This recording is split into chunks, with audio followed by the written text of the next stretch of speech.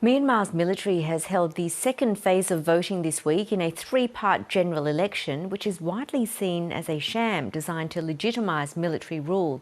The country has been embroiled in civil war since the military coup in 2021, which overthrew Aung San Suu Kyi's elected government and sent her to jail. Well, for more on this, ABC's Asia editor Karishma Vyas joins us from Bangkok. Karishma, what have your observations been of the whole voting process so far? Well, it's certainly been unusual. We had the opportunity to report from the country during the first phase of these elections. They occurred on the 28th of December. And I have to say, my experience wasn't like covering any other election I have before. Firstly, we were eager to speak with voters and talk to them about the issues that were important to them going into this. But we found them very reluctant to speak to us. And that's because they said they were afraid of getting into trouble for saying the wrong thing, doing the wrong thing. In fact, as we were speaking with a man in Yangon, he was very positive about the elections. One of his office colleagues came and essentially stopped the interview and told him that he should not be speaking to foreign journalists. So you can see an atmosphere of intimidation and fear. We did manage to speak to some voters over the phone. They were more at ease speaking to us like this. And they said that one issue they were concerned about was conscription. Now, just in the last few years, Myanmar has introduced these very stringent conscription laws where they're able to essentially force young men from across the country to join the military.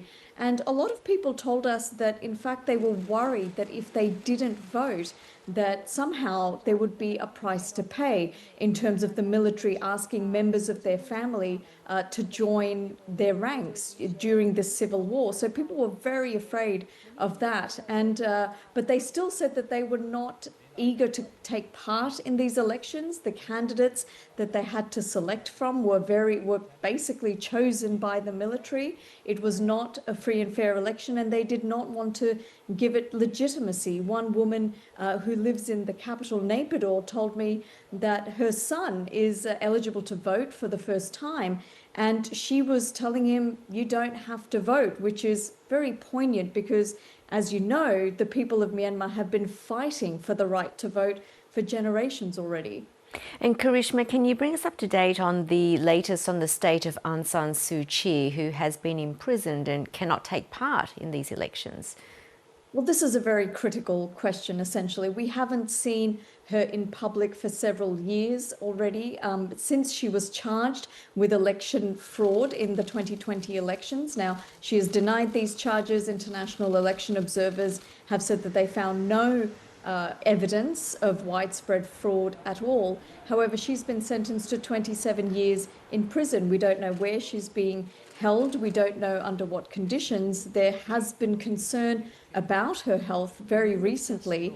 She's 80 years old, so it remains to be seen what the military chooses to do with her. But of course, the fear is if she dies in prison, this is going to be a major trigger for people to take to the streets again. So it'll be very interesting to see what the military chooses to do in the coming months and years.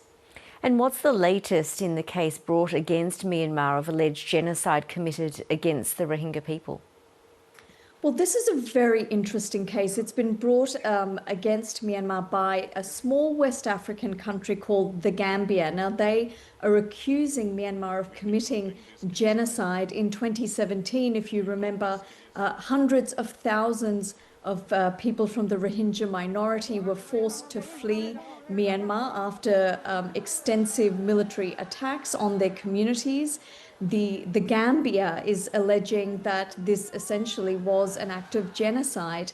And we will see this case play out over the next month. The Gambia will be making their arguments to the court. Myanmar will be allowed the opportunity to respond. And interestingly, there are also a number of days when Rohingya people will be allowed to give their testimony. Now, we don't expect a result from this court case anytime soon. It could take months, even years. But what's interesting is that it could be setting precedents for other conflicts that are ongoing, particularly Gaza, because a case has been brought against the Israeli government on what's been happening in Gaza. So it's going to have wider implications than just in Myanmar.